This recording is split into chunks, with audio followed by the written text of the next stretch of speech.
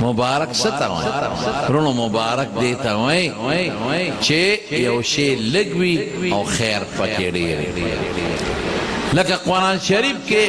دیر لوی خیر دے خیر ایسے دے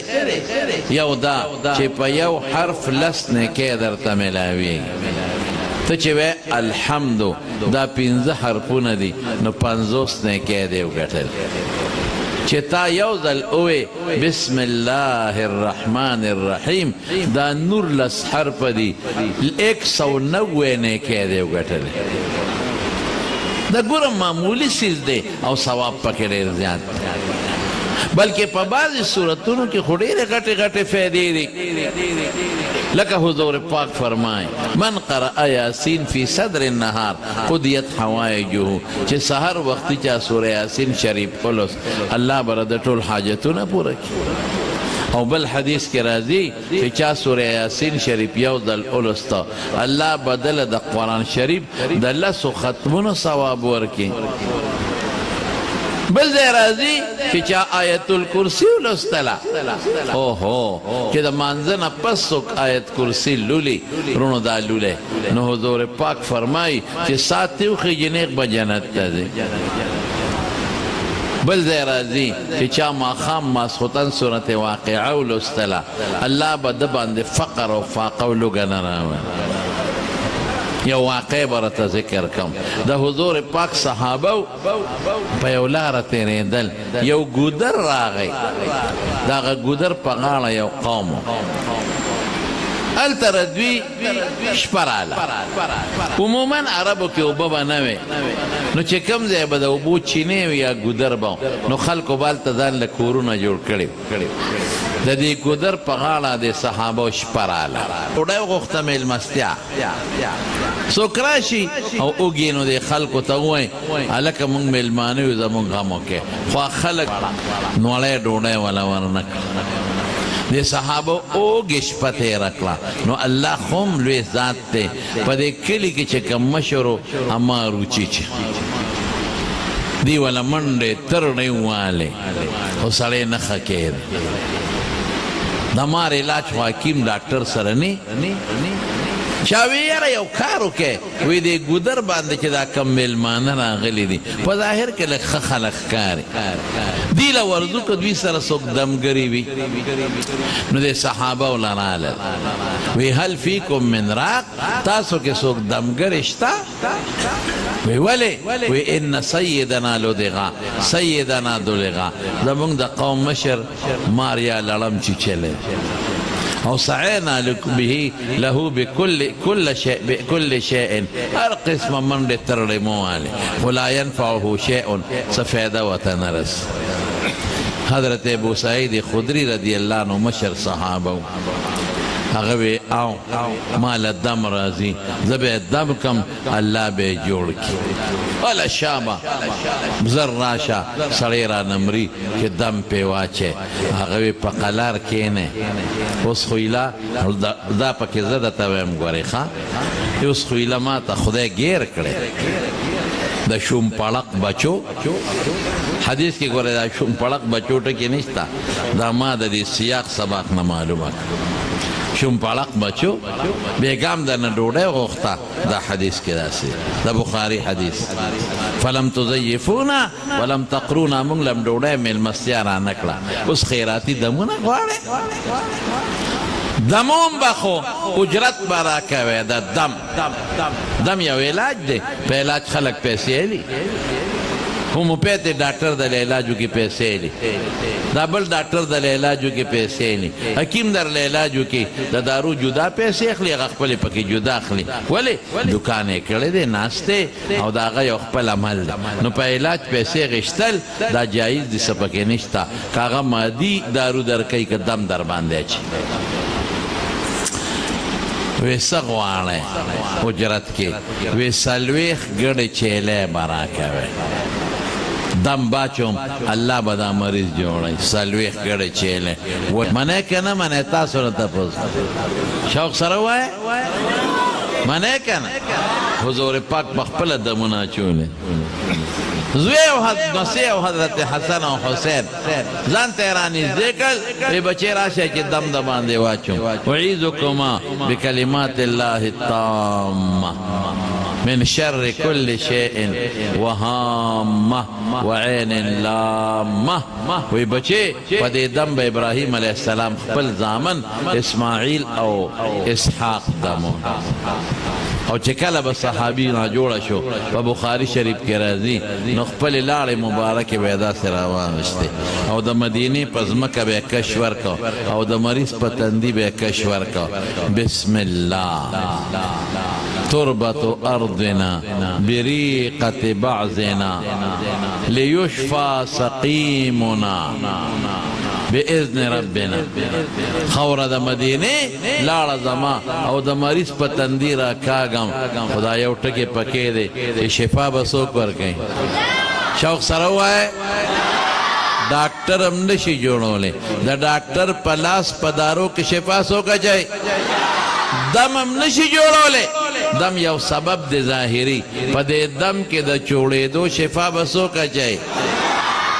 دا قانون عیسی علیہ السلام به مړ جمدی کو د هغه معجزه د قرآن کې راځي په برګي باندې به لاس راخ که جوړېده به چې په سترګو بړوندو لاس به یې راخ که جوړېده به خو څه به یې وې